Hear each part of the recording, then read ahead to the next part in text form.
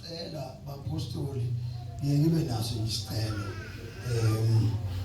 kubapostoli bonke ukuthi sicele simlalele kahle uMoyingcwele. uMoyingcwele ufakazi loyo wokugcina, ufakazi wokugcina akekho ozobuya bekhona emva kwakhe. Ufakazi wokugcina uma sigethwa uye sigejekile.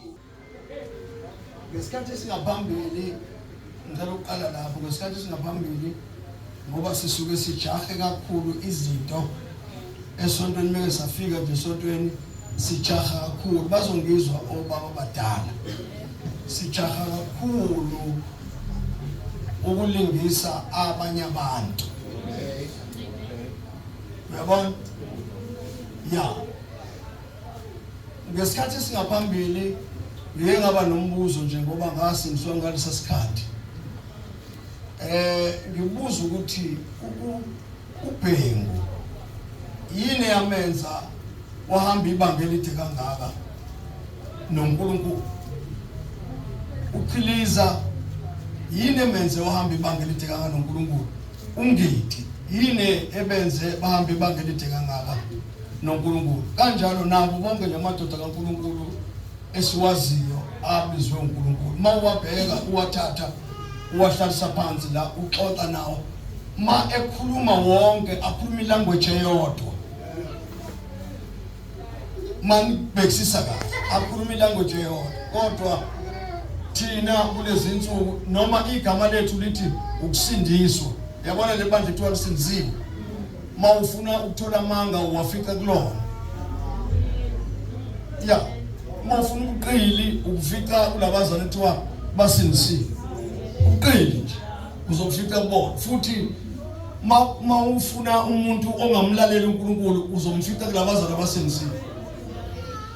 Manje nginombuzo sonke lesikhathi ukuthi yini indaba ibandla, mhlambe ake siyeke nje bafowethu ukuthi sithi ibandla labapostoli sisho Favoured.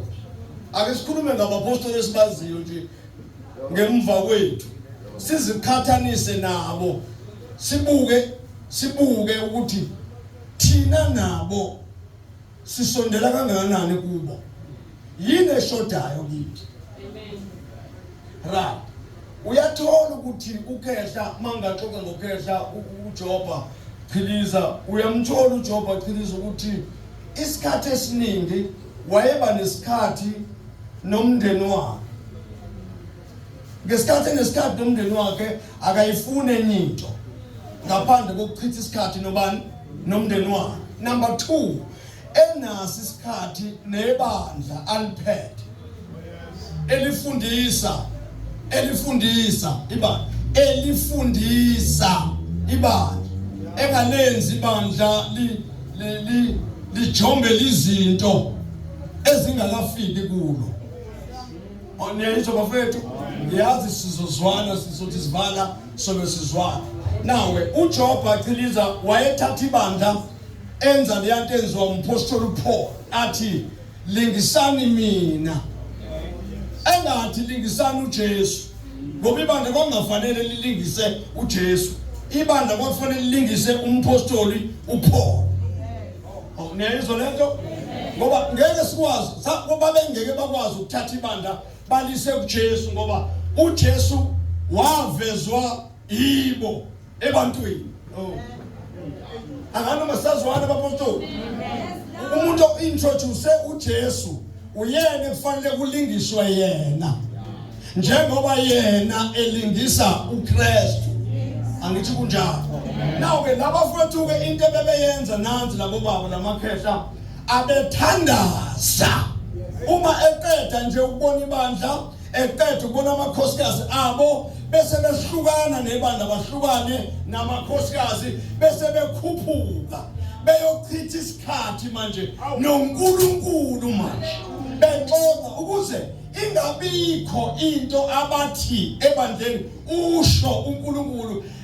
Manje ubonakala uzothi mabethi usho uNkulunkulu bazothi usho evelaphi usithathe isikhathi sokuhlala nalo osho.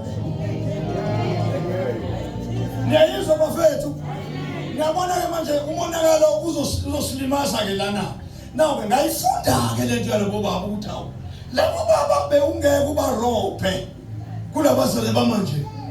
Angithi abazali bamanje bazali njengoba sithandaza sothandaza sifuna umoya ngcwele ngithi siya ezwini lenkosini ngangijahi nganza kwethu ngoba lento le inigeje vele nifuna.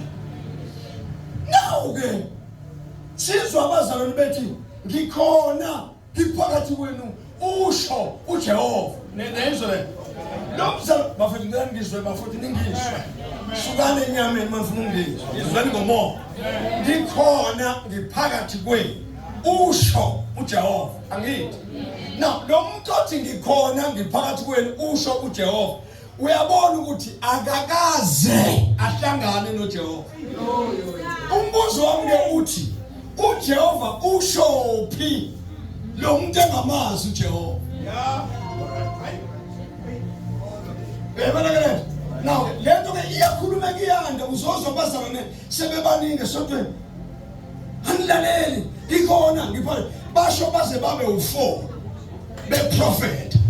Bathi ke is prophet leyo nto. Angithi bafethu kuthiwa yini leyo nto? Is prophet. Sizoyazi kanjani lento ukuthi akusona is prophet uma singahlali naye? Hayibo. Angithi Bible Bishop lithi akuhlolweni uma uhlolwa ngani bafowethu ngicela sibuzele iqiniso namhlanje. Uma uhlolwa ngevesi uhlolwa ngani umoya? Na uma singahlali ke naye umoya sizohlola kanjani izinto ezingena esontweni? Sayihlola kanjani? Asinaye nje umoya. Labazalwane ke mfowethu nje ukubona bekhuphuka beyohlala entabeni emahlathini bebengahlali bishop ema-BNB.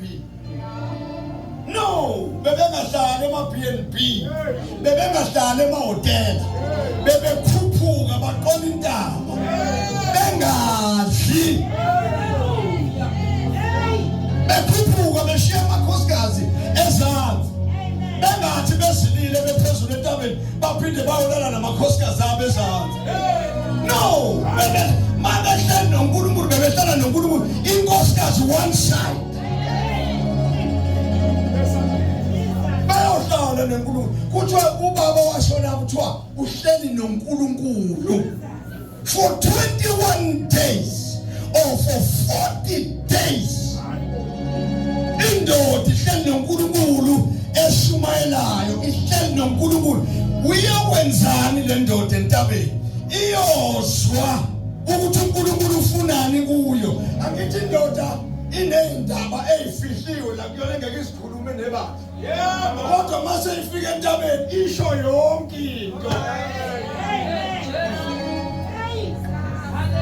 WeNkulunkulu nginja. WeNkulunkulu ngisifele ngeke ngizwe kahle manje. Ngithi kumoya. uNkulunkulu ngisifele. Ngithanda amakhosikazi abantu. uNkulunkulu njalo esontweni sengiyarobha angisakhonzi kahle. Isho yonke ithulule konke. Isinja lesi sisale sinjani? Si-empty. Ihlale futhi for 21 days. uNkulunkulu abeselanda izinto zakhe. Hayi ukuthi ayilande umthetho. Mposto. uNkulunkulu mayihlangene nendoda iyakhamisa indoda. noNkulunkulu athulule endodeni. Noma umuntu wesifazane ke ngisho njalo. Mangikhuluma ngendoda ngikhuluma umuntu oshumayelayo. Umuntu wesifazane noma akhiphe uNkulunkulu azikhiphe yena bishop. Azifake uNkulunkulu azifake. Enze sure indoda njengoba ihlele entabeni nje uzifaka uNkulunkulu uyaphelela kuyona. Yeba. Ngishinzipho zikaNkulunkulu zigcwale endodeni. Yebo. Ngishinzipho zikaNkulunkulu indoda mayishuka entabeni ithi ehla akwehla umuntu ofana nabantu. ithi nyathela